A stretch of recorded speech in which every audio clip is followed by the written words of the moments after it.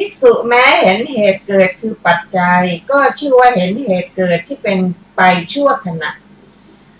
ถึงเห็นเหตุเกิดที่เป็นไปชั่วขณะก็ชื่อว่าเห็นเหตุเกิดคือปัจจัยความดับในบทว่าอัตถังคโมมีสองอย่างคือความดับสนิทหนึ่งความดับคือการแตกสลายหนึ่งภิกษุแม้เห็นความดับสนิทก็ชื่อว่าเห็นความดับคือการแตกสลายถึงเห็นความดับคือการแตกสลายก็ชื่อว่าเห็นความดับสนิทบทว่า เทเสสามิ ได้แก่เราจักแสดงความเกิดและความดับซึ่งชื่อว่าความบังเกิดและความแตกแห่งวัฏทุกข์นี้อธิบายว่าพวกเธอจงฟังเหตุเกิดและความดับนั้นบทว่าปฏิจจะได้แก่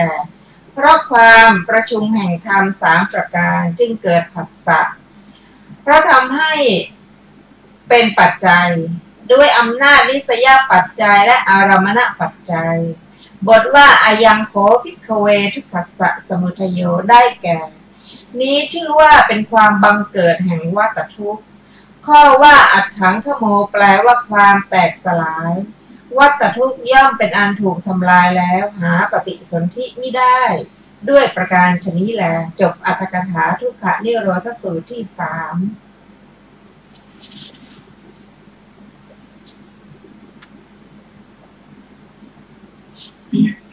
ทุกขนิโรธสูตรว่าด้วยเหตุเกิดแห่งทุกข์และความดับแห่งทุกข์พระองค์ได้แสดงเหตุเกิดและความดับที่เราได้ศึกษาจากพระสูตรอื่นมาดังกล่าวว่าต้องรู้จักเหตุเกิดหรือว่าสมุทัยรู้จักความดับอัตถังคมะรู้จักคุณรู้จักโทษอาสาทะและอาทินวะแล้วหาทางสลัดออกเรียกว่านิสสรณะด้วยมรรคมีองค์8เหตุเกิดแห่งทุกข์นั้นเมื่อมีเหตุต้องมีผลศาสนาพุทธเนี่ยเป็นศาสนาของเหตุและผลไม่มีอะไรจะเกิดขึ้นหน่วยลอยพระองค์แสดงประสูตรนี้ได้ตรัสว่าขอให้ภิกษุทั้งหลายจงตั้งใจฟังจงทำใจไว้ให้ดีเราจะกล่าวภิกษุเหล่านั้นทูลรับพระผู้มีพระเจ้าว่าพระพุทธเจ้าข้าพระองค์ตรัสขึ้นว่าเหตุเกิดแห่งทุกข์เป็นไฉนเพราะอาศัยจักษุและรูปจึงเกิดจักขุวิญญาณความประชุมแห่งธรรม3ประการเป็นผัสสะเพราะผัสสะเป็นปัจจัยจึงมีเวทนาเพราะเวทนาเป็นปัจจัยจึงเกิดตัณหาภิกษุทั้งหลายนี่แหละเป็นความเกิดขึ้นแห่งทุกข์เพราะอาศัยหูและเสียงคือ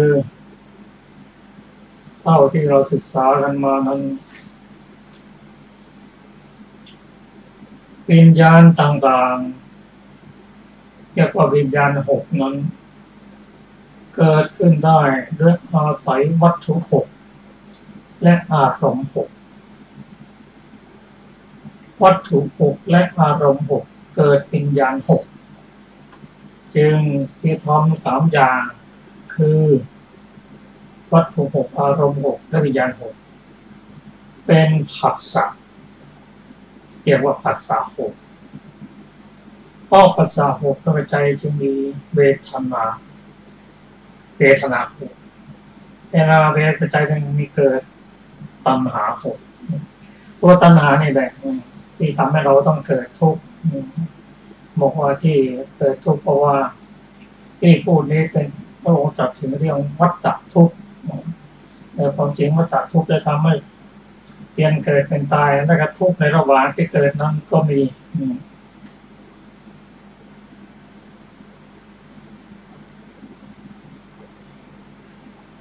ในพระสูตรนี้เพราะอาศัยจักขุและรูปทำไมจะมีจักขุและรูปมีเพราะจะต้องมารับวิบากคือการเห็นที่ดีหรือไม่ดีขึ้นอยู่กับกรรมของเราที่ทำไม่ได้ดีเพราะฉะนั้นเมื่อจักขุประสาทกระทบกับรูปารมณ์แล้วก็เกิดจักขุวิญญาณขึ้นการเห็นรูปครั้งนี้รูปที่ออกมานั้นเป็นอภยากตะ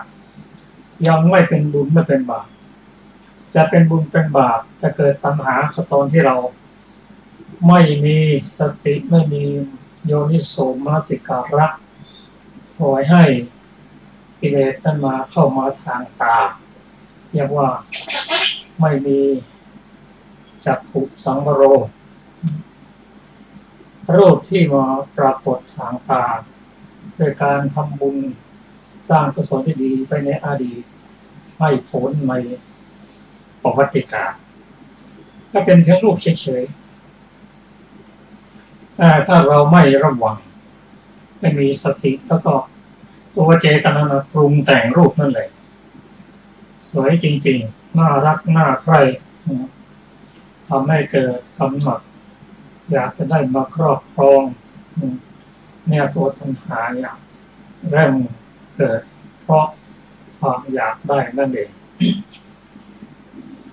เนี่ยเราจะมารู้ว่าสิ่งที่เกิดขึ้นนั้นบางทีท่านเรียกว่าโลกเกิดขึ้นเพราะการเห็นการได้ยินได้กลิ่นได้รสได้โผฏฐัพพะ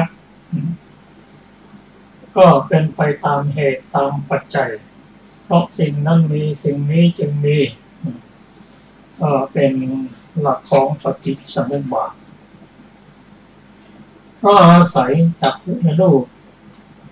จึงเกิดจักขุวิญญาณอันนี้เราตั้งเป็นหลักไปเลยก็ได้วิญญาณจะเกิดขึ้นก็ต้องอาศัยวัตถุ6และอารมณ์6วัตถุ6คืออะไรจักขุวัตถุโสตวัตถุคานวัตถุชิวหาวัตถุกายวัตถุและหัตถยวัตถุอันนี้เป็นวัตถุ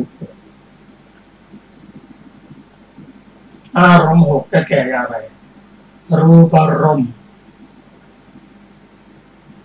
คือรูปสัทธารมณ์คือเสียง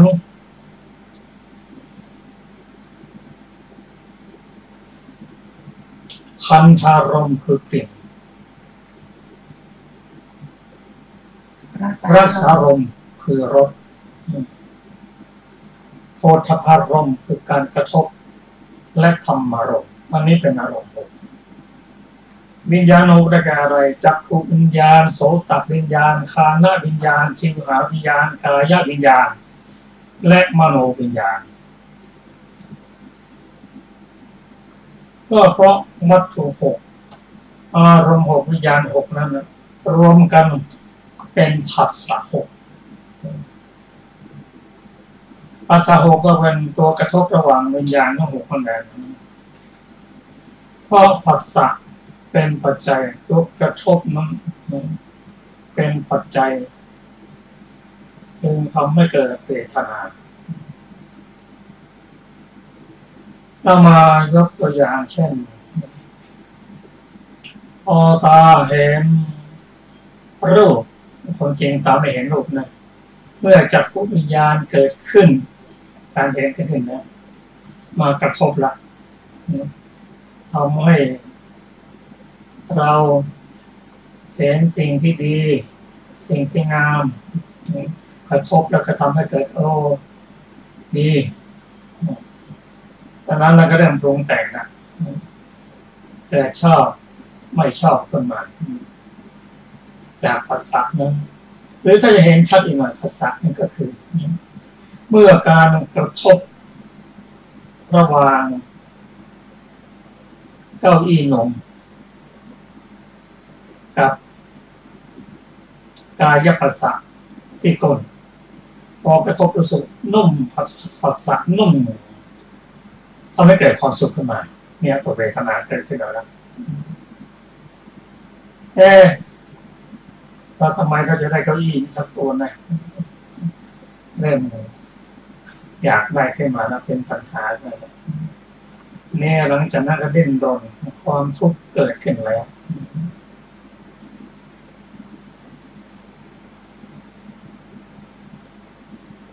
อันนี้คือความเกิดแห่งทุกข์เพราะอาศัย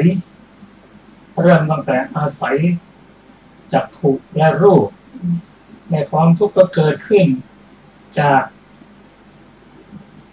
ทวารอื่นเช่นอาศัยหูและเสียงจึงเกิดโสตวิญญาณทำ3ประการคือจักโสต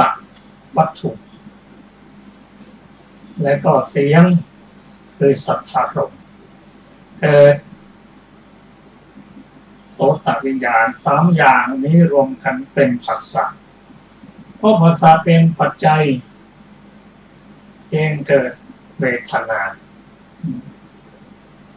พอได้ยินเสียงเพราะปุ๊บอันนี้ก็เป็นผัสสะเรียนเป็นผัสสะเสียงที่ดีเป็นอิบาทที่ดีเป็นเวทนาสุขเวทนาแล้วเสียงนี่ไพเราะจริงๆทีนี้ก็เริ่มมาถึงพอชอบในเวทนาติดในสุขมันเกิดจากได้ยินเสียงนั้นเป็นปัจจัยทำให้เกิดตัณหาอยากจะฟังอีกถ้าเป็นเครื่องเล่นที่ดีคุณภาพดีอย่างนี้ก็อยากจะได้มาแต่ถ้าเป็นเสียงจากบุคคลซึ่งมีเสียงที่ดีเราก็อยากจะฟังบางครั้งอยากมากก็อยากจะเป็นเจ้าของเสียงนั่นเลยความทุกข์เกิดขึ้นแล้วเพราะอาศัยหูและเสียงก็เพราะอาศัยจมูกและกลิ่น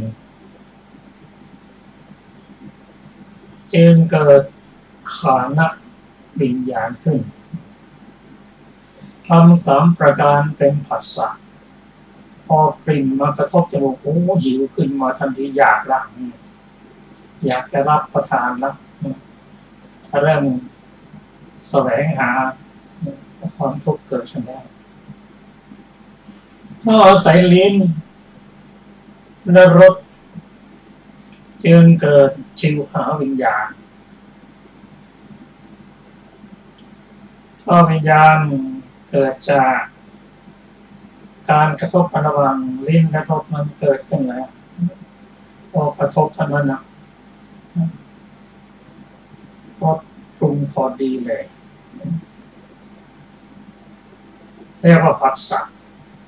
หลังจากนั้นเกิดความพอใจอร่อยจริงๆอยากทานแล้วก็อยากจะทานอีกรสอาหารอย่างนี้แพงนะไม่ว่า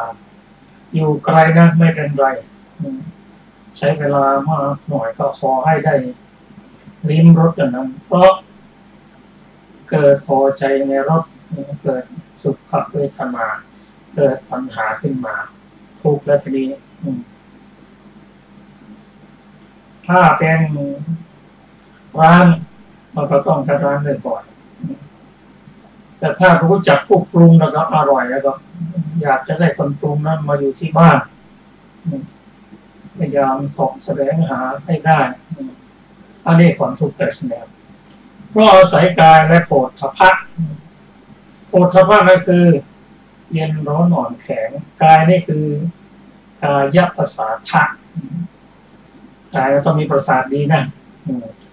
ถ้าคนที่เป็นอัมพาตแล้วกระทบกับที่นอนนิ่งอย่างไรก็ไม่สนไม่รู้เรื่องแต่คนที่มีกายประสาทดีพอกระทบโผฏฐัพพะนั่งในรถใหม่ๆนุ่มนวลเย็นอบอุ่น ก็เกิดกายวิญญาณขึ้นแล้วเพราะอาศัยสามอย่างนั้นเป็นผัสสะอาศัยสามอย่างคืออะไรกายภาษาทะโอฏฐัพพะคือตัวกับเย็นร้อนอ่อนแข็งและกายวิญญาณสามอย่างนี้รวมกันเป็นผัสสะไม่ผัสสะที่ดีก็เกิดเวทนาที่ดีเกิดเวทนาที่ดีมันเกิดจากที่นั่งในรถคันนั้นเรามาเปลี่ยนรถคันไหนกันเนี่ยยังไม่มีนะไม่เป็นไรกู้มาเพราะอาศัยความสุขอันเกิดจากนั่งรถคันใหม่จึงเกิดปัญหาขึ้นมา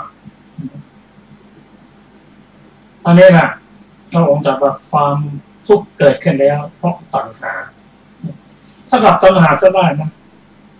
ทุกข์ก็ไม่เกิดขึ้นแล้วเพราะฉะนั้นเวทนามันเป็นตัวที่สำคัญทีเดียวในการพิจารณาสติปัฏฐานสี่เวทนาจึงเป็นต้นหนึ่งเรียกว่าเวทนาสติปัฏฐานแต่ตัวเวทนาเนี่ยตัดเวทนาได้ตัณหามันก็หมดไปสำคัญที่ตัวเวทนาเลยอันนี้ความเกิดขึ้นแห่งทุกข์ที่เกิดจากตัวสัมผัสหกและตัณหาหกเกิดความทุกข์ขึ้นแล้วลองจะมาดูก่อนพิสูจน์ทั้งหลายมีความเกิดขึ้นหรือมีความดับคู่กันไปก็ความดับแห่งทุกข์เป็นไฉนเพราะอาศัยจักขุและรูปจึงเกิดจักขุวิญญาณความประชุมแห่งธรรมสองประการเป็นผัสสะเพราะผัสสะเป็นปัจจัยจึงเกิดเวทนาเพราะเวทนาเป็นปัจจัยจึงเกิดตัณหาเพราะตัณหานั้นเที่ยวดับสำรอกด้วยปัญญาในมรรคจิตไม่มีเหลือเมื่อตัณหาดับอุปทานความยึดมั่นจึงดับเพราะอุปทานดับภพจึงดับเพราะภพดับภพดับคืออะไรภพอะไรการมาภพรูปภพอรูปภพชาติ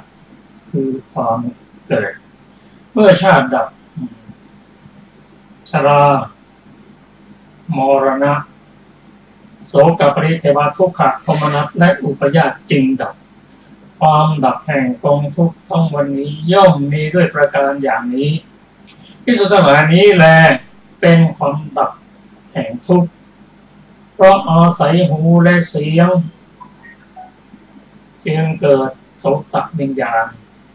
ทำสามประการรวมกันเป็นผัสสะเพราะผัสสะเป็นปัจจัยจึงมีเวทนาเพราะมีเวทนาเป็นปัจจัยจึงเกิดตัณหาเพราะตัณหาดับไม่เหลือสำรอกไปด้วยปัญญาในมรรคจิตเมื่อตัณหาดับเวทนาก็ดับเวทนาดับตัณหาดับเพราะเวทนาปัจจัยเกิดตัณหาเมื่อตัณหาดับอุปทานจึงดับเมื่ออุปทานดับภพดับเมื่อภพดับชาติดับชาติดับทุกข์ชรามรณะก็ดับไปในความเกิดความดับแห่งทุกข์มันเกิดจากการอาศัยวัตถุและอารมณ์และวิญญาณหกก็ดับไปด้วย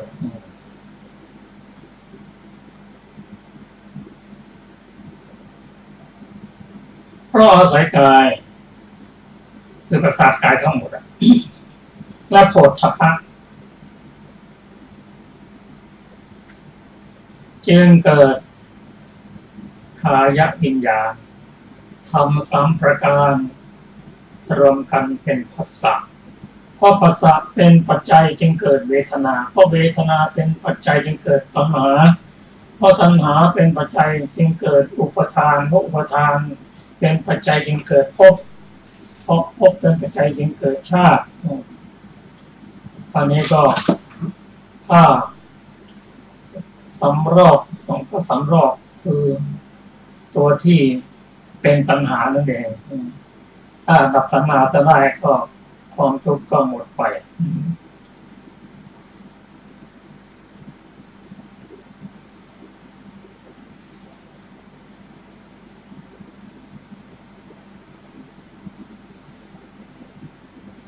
อันนี้เป็นความดับ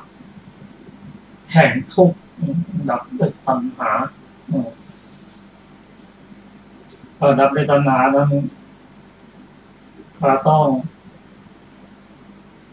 ดูว่าตัณหานั้นนะคืออะไรตัณหามันมีอะไรตัณหาคือความอยากได้นั่นเองมีอะไรบ้างกามตัณหาภวตัณหาและวิภวตัณหาความอยากได้อยากมีอยากเป็นไม่อยากได้อยากมีอยากเป็นตัวตัณหาทั้งนั้นตัณหาจะดับได้อย่างไรต้องดูว่าตัณหามันเกิดเพราะอะไรเกิดจากเวทนานั่นเองอันนี้คือการปัจจัยที่ทำให้เกิดตัณหาก็คือเวทนาถ้าจะดับได้อย่างไรทั้งหมดมันก็ต้องน้อมนำคำสอนของพระพุทธเจ้ามาศึกษาจนเกิดปัญญาเห็นโทษของตัณหาดังนั้น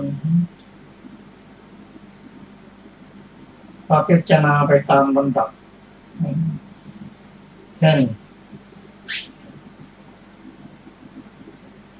มโนวิญญาณเกิดขึ้น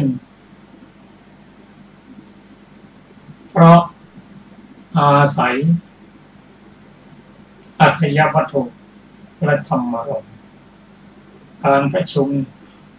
แห่งธรรม3ประการเป็นผัสสะ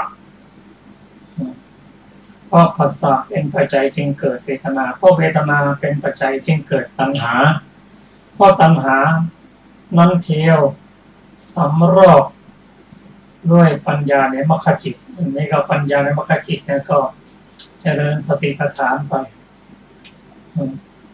จนตามลำดับจนญาณ16มรรคจิตเกิดขึ้นละดับปัญหานั่นเองถ้าดับปัญหาได้ก็พระองค์ตรัสว่าดับแห่งกองทุกข์ทั้งมวลได้ด้วยประการอย่างนี้ภิกษุทั้งหลายนี่แลเป็นความดับแห่งทุกข์ท่านผู้ฟังที่เคารพครับแล้วก็ค่อยศึกษากันไปเพราะว่าการที่จะดับตัณหาด้วยปัญญาในมรรคจิตนั้นก็ต้องข้ามโคตรไปซะก่อนโคตรตละภู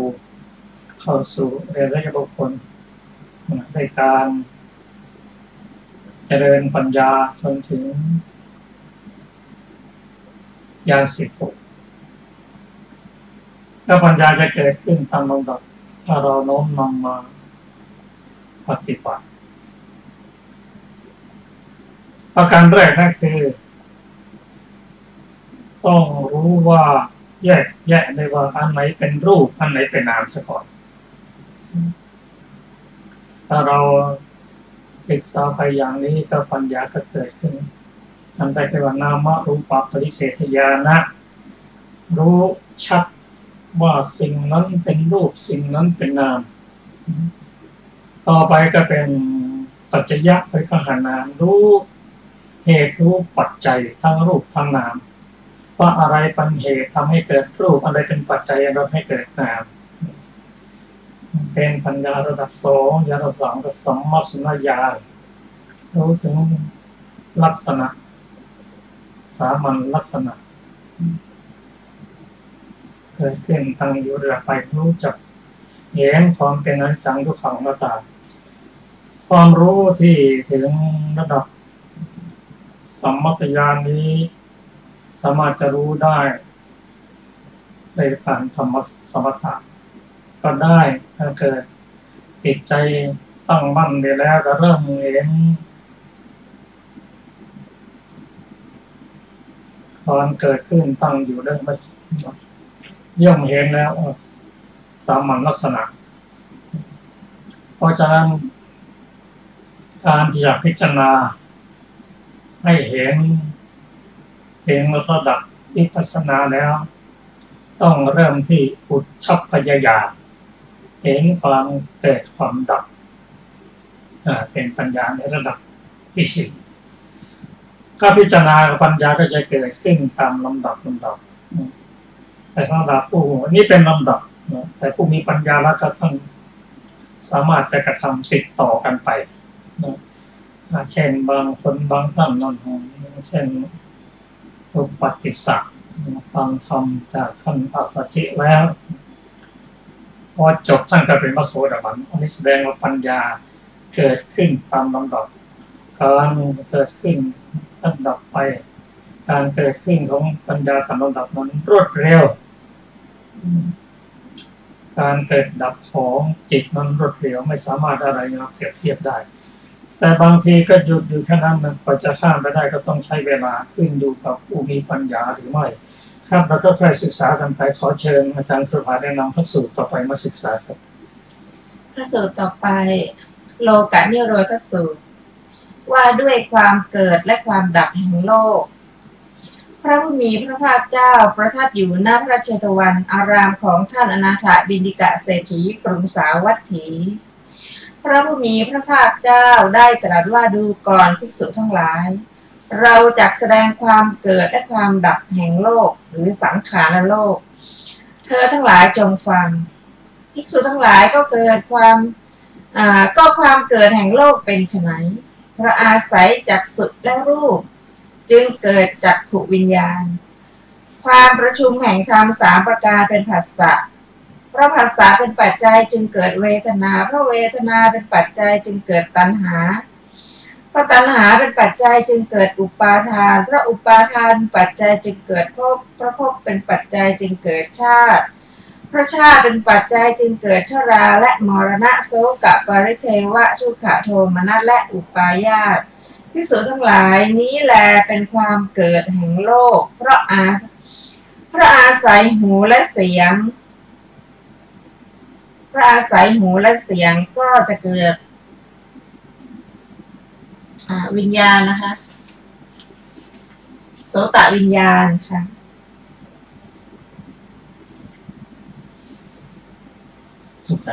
ความประชุมแห่งธรรมสามประการนี้ก็เป็นผัสสะแล้วผัสสะเป็นปัจจัยจึงเกิดเวทนาเวทนาเป็นปัจจัยจึงเกิดตัณหาเพราะตัณหาเป็นปัจจัยจึงเกิดอุปาทานเพราะอุปาทานเป็นปัจจัยจึงเกิดภพเพราะภพเป็นปัจจัยจึงเกิดชาติเพราะชาติเป็นปัจจัยจึงเกิดชราและมรณะโสกปริเทวะทุกขโทมนัสและอุปาญาตภิกษุทั้งหลายนี้แลเป็นความเกิดแห่งโลกเช่นเดียวกันในอายตนะผู้อื่นเช่นจมูกและกลิ่นลิ้นและรสกายและโผฏฐัพพะใจและธรรมจึงเกิดมโนวิญญาณความประชุมแห่งธรรมสามประการนี้ก็เป็นผัสสะจึงทำให้เกิดทุกข์จนถึงชรามรณะโสกปริเทวะทุกขโทมนัสและอุปาญาตภิกษุทั้งหลายนี้แลเป็นความเกิดแห่งโลกดูก่อนภิกษุทั้งหลายก็ความดับแห่งโลกเป็นไฉนเพราะอาศัยจักษุและรูปจึงเกิดจักขุวิญญาณความประชุมแห่งธรรมสามประการเป็นผัสสะเพราะผัสสะเป็นปัจจัยจึงเกิดเวทนาเพราะเวทนาเป็นปัจจัยจึงเกิดตัณหาเพราะตัณหานั่นเชียวดับโดยสำรอกไม่เหลืออุปาทานจึงดับเพราะอุปาทานดับภพจึงดับเพราะภพดับชาติจึงดับเพราะชาติดับชราและมรณะโสกปริเทวะทุกขโทมนัสและอุปาญาตจึงดับความดับแห่งกองทุกข์ทั้งมวลนี้ย่อมมีด้วยประการอย่างนี้ภิกษุทั้งหลายนี้แลเป็นความดับแห่งโลกเช่นเดียวกันเพราะอาศัยหูและเสียงเพราะอาศัยจมูกและกลิ่นเพราะอาศัยลิ้นและรสเพราะอาศัยกายและโผฏฐัพพะเพราะอาศัยใจและธรรมจึงเกิดมโนวิญญาณความประชุมแห่งธรรมสามประการเป็นผัสสะเพราะผัสสะเป็นปัจจัยจึงเกิดเวทนาเพราะเวทนาเป็นปัจจัยจึงเกิดตัณหาเพราะตัณหานั้นเชียวดับโดยสำรอกโดยไม่เหลืออุปาทานจึงดับเพราะอุปาทานดับภพจึงดับความดับแห่งกองทุกข์ทั้งมวลนี้ย่อมมีด้วยประการอย่างนี้ภิกษุทั้งหลายนี้แลเป็นความดับแห่งโลกจบโลกนิโรธสูตรที่สี่อ อัตถกถาบทว่าโลกัสสะได้แก่สังขารและโลกความต่างกันในสูตรที่สี่นี้มีเพียงเท่านี้โลกะนิโรธสูตรว่าด้วยความเกิดและความดับแห่งโลกโลกนี้ก็คือชีวิตร่างกายนั่นเองเป็นสังขารโลกพระองค์แสดงความเกิดและความดับของปฏิสมุปบาทนั่นเองก็การที่เราจะมีชีวิตร่างกายเกิดขึ้นในนั้นก็เพราะอาศัยตาและรูปตาอาศัยนะทั้งหมดทั้งวัตถุหกอารมณ์หกวิญญาณหกผัสสะหกเวทนาหกตัณหาหกตอนเนี้ยวนไปวนมาเนี่ยทำให้เกิดโลกนั่นเลยจะได้ถ้าเราจะดับอย่างใดอย่างหนึ่งมันก็ดับหมดเช่นเรารู้ว่าโลกที่จะเกิดขึ้นก็เพราะอาศัยตาและรูปหรืออาศัยจักขุและรูปจึงเกิดจักขุวิญญาณความประชุมแห่งธรรมสามประการเป็นผัสสะเพราะผัสสะเป็นปัจจัยจึงเกิดเวทนาเพราะเวทนาเป็นปัจจัยจึงเกิดตัณหาเพราะตัณหาเป็นปัจจัยจึงเกิดอุปาทานนี่ลงมาถึงอุปาทานตัณหาสามเกิดอุปาทานสี่คือกามุปาทานศีลปตุปาทานอัตวาทุปทานและทิฏโฐปทานทิฏฐุปทานเพราะอุปทานนั่นแหละที่เราไปยึดมั่นถือมั่นนั่นน่ะก็เป็นปัจจัยทำให้เราเกิดภพพอเราติดใจในภพในการมาภพเราก็มาเกิดเป็นปัจจัยได้เกิดชาติในการเกิดมาในโลกนี้เพราะชาติเป็นปัจจัยเกิดมาแล้วก็มีความแก่และความตายโศกปริเทวทุกขโทมนัสและพยาธิที่สุดทั้งหลายนี้แลเป็นความเกิดแห่งโลกต้องอาศัยหูและเสียงตามลำดับไปต้องนั้นแหละพูดง่ายๆว่าเมื่อเราอยากเห็นอยากได้ยินได้กลิ่นได้รสสัมผัสและธรรมอารมณ์ที่ดีๆแล้วก็ไม่อยากไปไหนละขอให้ได้เกิดไปอีกบางทียังไม่อยากตายเลยโอ้ถ้าไม่ได้สัมผัสสิ่งดีๆอย่างนี้อย่าเพิ่งตายนะอย่างนี้เป็นต้นติดเพราะยึดอย่างเนี้ยยึดตายึดรูปยึดต่างๆเนี่ยทำให้เราต้องเกิดมาอีกที่เรามาดูอย่างพระอรหันต์นั่นท่านมายึดแล้ว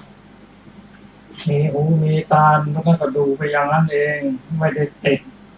เห็นสิ่งที่ดีๆนะเห็นแต่ไม่ได้ติดในรูปที่ดีไม่ติดทั้งสุขไม่ติดทั้งทุกข์ด้วยนะไม่ติดคนเราถ้าไม่ติดสักอย่างมันก็ไม่นี่แล้วได้ยกตัวอย่างเช่นเคยติดบุหรี่ติดในกลิ่นติดในรสในสัมผัสเกิดความสิ้นใจจากมาสูบนั้นแล้วได้เมื่อได้ศึกษาเห็นโทษแล้วนะเห็นโทษภัยของจากบุหรี่แล้วมาพิจารณาเกิดปัญญาว่าโอ้ตัวเองทำให้เกิดเป็นมะเร็งที่ปอดทำให้ร่างกายอ่อนแอมันต้องยังไงอย่างนั้นศึกษาลึกเข้าไปถ้าเราสูดเอาควันบุหรี่เข้าไปถึงในปอดแล้วปอดมันเป็นยังไง มันไปเคลือบกับปอดมันทำให้การเปลี่ยนในการคลายคาร์บอนไดออกไซด์และรับออกซิเจนมีสมรรถภาพน้อยลงแล้วมันปิดได้ยังไงก็สังเกตดูมือนั่นสิมือที่ขีดนะโอ้จริงๆเหลืองเลยล้างก็ล้างไม่ออกหน้าปอดเราล้างมันล้างไม่ได้มันก็ไปคลุ้มอยู่อย่างนั้นแล้วทีนี้ธรรมชาติมันก็พยายามที่จะรับออกซิเจนมันก็เกิดเนื้อเพิ่มขึ้นมาเรียกว่าเป็นมะเร็งที่ปอดเพราะงั้นเลยคุณหมออย่างนั้นผมเลิกเลยเลิกปัญญาเห็นโทษเห็นคุณไม่นิดหน่อยแต่โทษเยอะเลิกเลยพอได้กลิ่นแล้วครับบุหรี่แล้วก็ไม่ปรุงแต่งแล้วไม่สนใจแล้วไม่รับแล้วคือตัดปัญหาซะได้รับปัญญาเรียกว่าปัญญาเป็นตัวตัด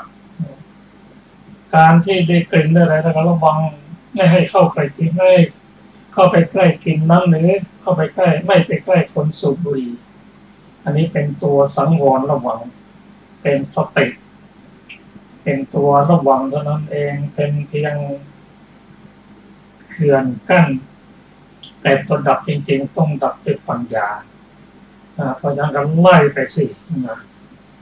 ตัวไหนเป็นตัวหลักจริงๆทำให้เกิดปัญหามันเกิดขึ้นต้องมีปัจจัยของปัญหาคือเวทนาเมื่อเวทนามีอะไรเป็นปัจจัยก็ผัสสะมีอะไรเป็นปัจจัยก็ทำ3ประการนั่นเลยทำ3ประการคืออะไรก็คือคานปัสสาทะและกลิ่นจึงเกิดคณวิญญาณขึ้นเมื่อรู้อย่างนี้แล้วก็ไล่ไปถึงตัณหานะเกิดขึ้นอย่างนั้นเพราะอะไรไปเพราะไม่รู้เพราะอวิชชาเกิดขึ้นโดยการสำรอกอวิชชาเมื่ออวิชชาดับไปปัญญามาเกิดขึ้นอย่างนั้นนะครับต้องอาศัยปัญญาเท่านั้นเพราะดับสังขารเรื่องวิญญาณจึงดับ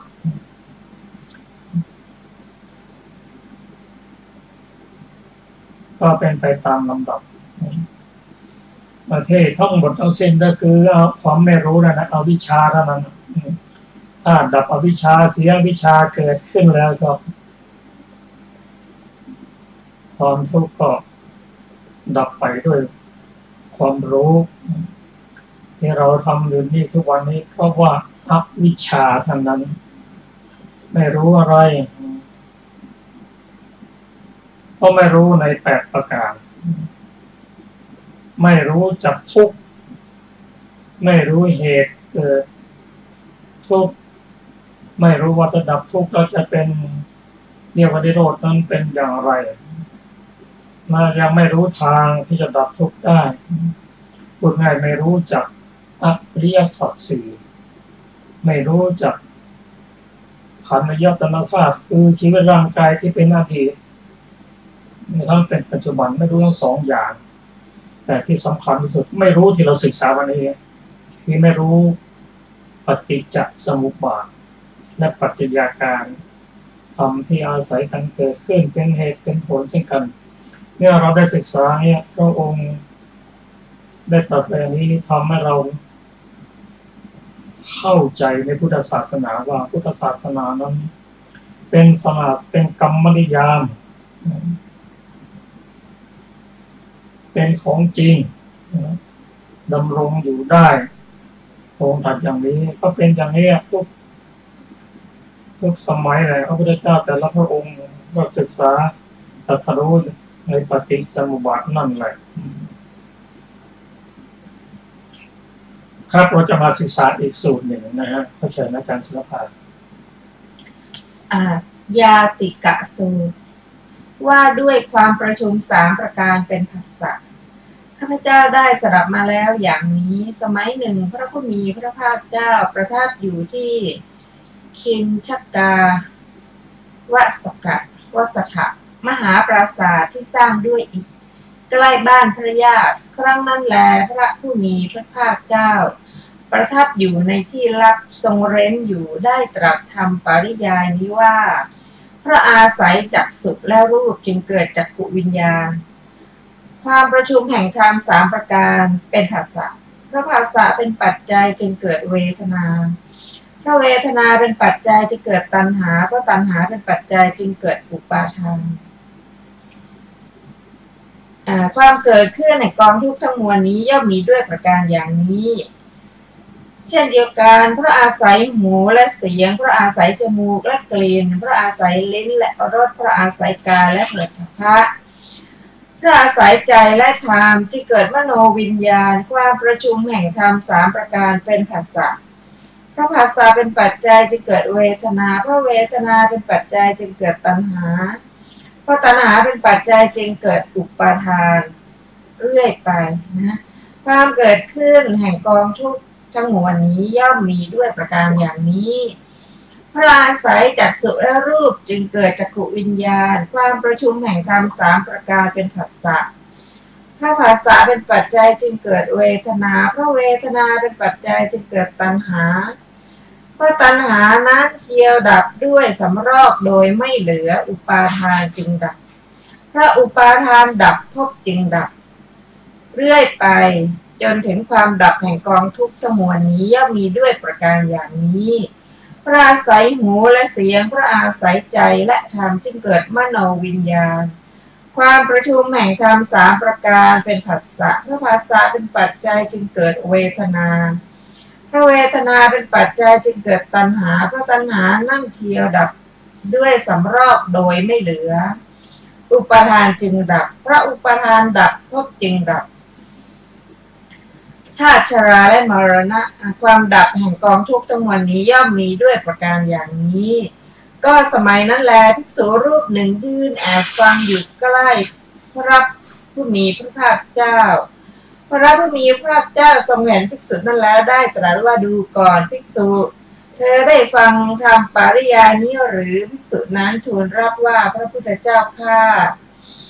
พระองค์ได้ฟังอย่างนี้พระผู้มีพระภาคเจ้าตรัสว่าภิกษุเธอจงศึกษาเล่าเรียนทรงจำปริยายนี้ธรรมะปริยายนี้ประกอบด้วยประโยชน์เป็นเบื้องต้นแห่งพรหมจรรย์จบยาติกะสูตรที่5อรรถกถายาติกะสูตรที่5มีวินิจฉัยดังต่อไปนี้บทว่ายาติเกได้แก่ใกล้บ้านแห่งหมู่พระญาติทั้ง2ฝ่ายบทว่าคินชักกาวสเกวสเถได้แก่ในมหาปราสาทที่สร้างด้วยอิฐบทว่าธรรมปริยายังได้แก่เหตุแห่งธรรมบทว่าอุปัสสุติได้แก่เข้าไปยืนแอบฟังอธิบายว่ายืนอยู่ในที่ที่ตนเข้าไปแล้วสามารถได้ยินพระสุรเสียงของพระผู้มีพระภาคเจ้าได้เล่ากันว่าภิกษุนั้นมาเพื่อจะกวาดบริเวณพระคันธกุฎีได้ละทิ้งการงานของตนเสียแล้วไปยืนฟังเสียงประกาศธรรมของพระผู้มีพระภาคเจ้าอยู่บทว่าอัฏฐสาได้ความว่าเล่ากันว่าในครั้งนั้นเมื่อพระผู้มีพระภาคเจ้าทรงมนสิการปัจจยาการแต่ต้นทรงรำพึงว่าสิ่งนี้ย่อมมีพระปัจจัยนี้สิ่งนี้ย่อมมีพระปัจจัยนี้สังขารได้ปรากฏเป็นกลุ่มเดียวกันจนถึงภวัคคพรหมพระศาสดาทรงละมนสิการแล้วเมื่อจะทรงกระทำการสาธยายด้วยพระวาจาได้ทรงจบพระเทศนาลงตามอนุสนธิเมื่อทรงพระรำพึงว่ามีใครได้ฟังธรรมปริยายนี้บ้างไหมหนอจึงได้ทอดพระเนตรเห็นภิกษุนั้น ด้วยเหตุนั้นท่านจึงกล่าวว่าพระผู้มีพระภาคเจ้าได้ทอดพระเนตรเห็นแล้วแลบทว่าอโศสิโนได้แก่ได้ฟังแล้วหรือหนออีกอย่างหนึ่งบทว่าอโศสิโนความว่าได้ฟังแล้วหรือไม่ได้ฟังเราผู้กำลังกล่าวอยู่ในบทว่าอุคันหาหิเป็นต้นมีอธิบายว่าภิกษุฟังนิ่งอยู่ทำให้คล่องชื่อว่าย่อมศึกษาเมื่อสืบต่อบททำให้คุ้นเคยด้วยวาจาชื่อว่าย่อมเล่าเรียนเมื่อกระทำความคล่องโดยประการทั้งสองให้บรรลุความทรงจำได้ชื่อว่าย่อมทรงจำไว้ได้บทว่าอัฏฐสันหิโตได้แก่อาศัยเหตุ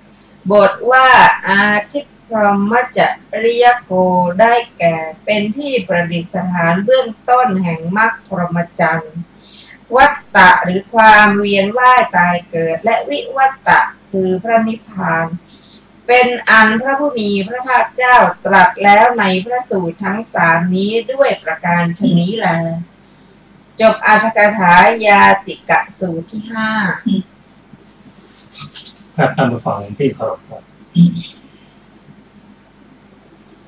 การที่เราได้ฟังปฏิจจสมุปบาทฟังนั้นนิ่งฟังได้ดีจนจำได้คล่องฟังได้คล่องเรียกว่าศึกษาละเมื่อสามารถที่จะนำบทศึกษามาต่อบทคุ้นเคยด้วยวาจาเปล่งออกมาด้วยวาจาตอนแรกก็ฟังเฉยๆฟังสักคล่องตอนนี้คล่องด้วยวาจาคุ้นเคยชื่อว่าเราเรียนเมื่อทำความคล่องด้วยประการทั้งสองทั้งการฟังทั้งการพูดให้บรรลุความทรงจำได้ที่ว่าย่อมทรงจำไม่ได้อันนี้ก็พระองค์ตรัสว่าที่สุดเธอได้ฟังคำเหล่านี้แล้วหรือที่สุนั้นทูลรับว่าพระพุทธเจ้าข้า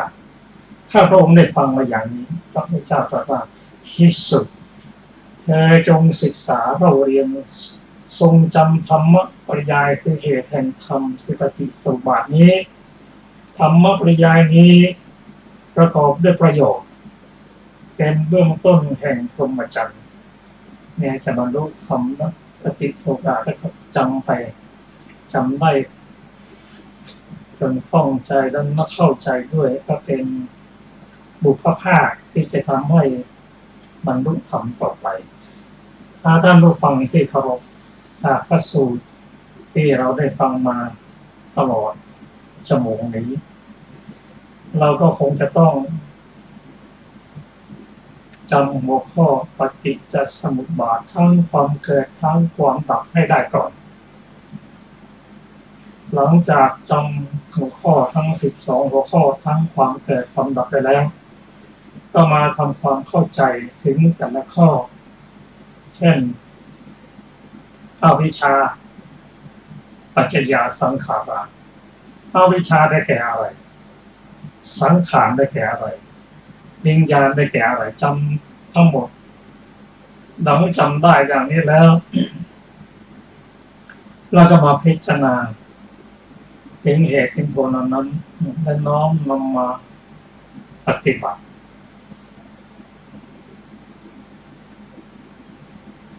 ความสำเร็จ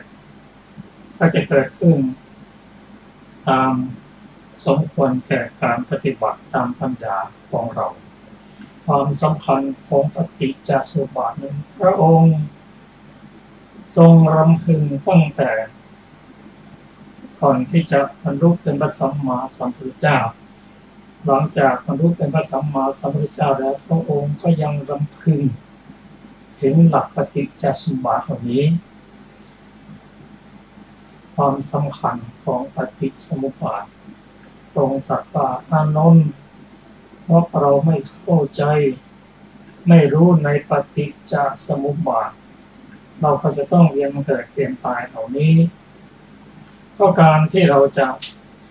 เข้าใจหลักปฏิสวาทั้งด้วยปัญญาสร้างเหตุให้สมควรแก่ผลเริ่มต้นได้แก่การกำจัดเวรภัยคือนำศีลมาปฏิบัติจนหมดเป็นหมดภัยหรือเรียกว่าหมดเป็นหมดภัยแล้วเป็นแล้วภัยสงบเรียบร้อยแล้วอันนี้จะเป็นประการที่หนึ่งของหลักที่จะเป็นพระโสดาบันอีก3 ข้อนั่นก็คือปลุกศรัทธาให้เกิดขึ้นศรัทธาในพระพุทธเจ้าต้องเข้าใจในพระพุทธเจ้ารู้จักประวัติของพระองค์รู้จักธรรมะที่พระองค์ได้ตรัสรู้แล้วแล้วก็เห็นมั่นใจว่าเรามีพระศาสดาเป็นพระบรมศาสดาแล้วก็เป็นยอดเกิดศรัทธาเชื่อมั่นในพระองค์เกิดศรัทธาเชื่อมั่นในพระธรรมคำสอนของพระองค์ด้วยการนำสวากขาโตมาศึกษาจนเข้าใจเชื่อมั่นในพระสงฆ์ของพระองค์ด้วยการศึกษาสุปฏิปันโนเมื่อเรามีหลัก4 ประการคือศรัทธาในพระพุทธพระธรรมพระสงฆ์และศีลที่สงบจากเวรภัยที่เราศึกษาตั้งต้นนั่นนะเป็น4 ประการต่อจากนั้นจะเข้าหาบุคคลผู้มีปัญญามีศีลสมาธิปัญญาฟังธรรมจากท่านหรืออ่านในพระไตรปิฎกมาเกิดความเข้าใจ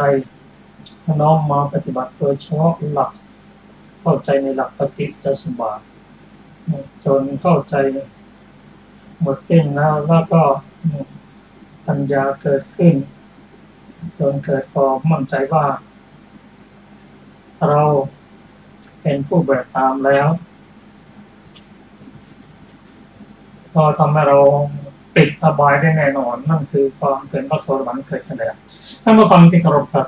ในการศึกษาธรรมวันศุกร์วันนี้ก็จบลงด้วยเวลาเราพบกันใน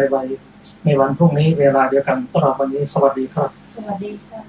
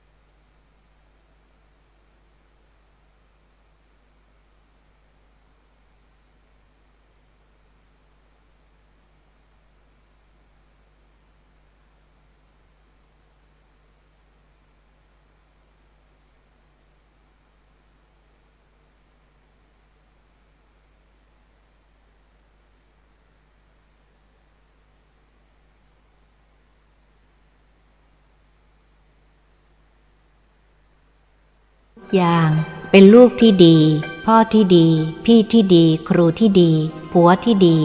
เพื่อนที่ดีอะไรก็ดีไปหมดใครที่รู้จักพ่อจะหาความชั่วในตัวพ่อไม่พบ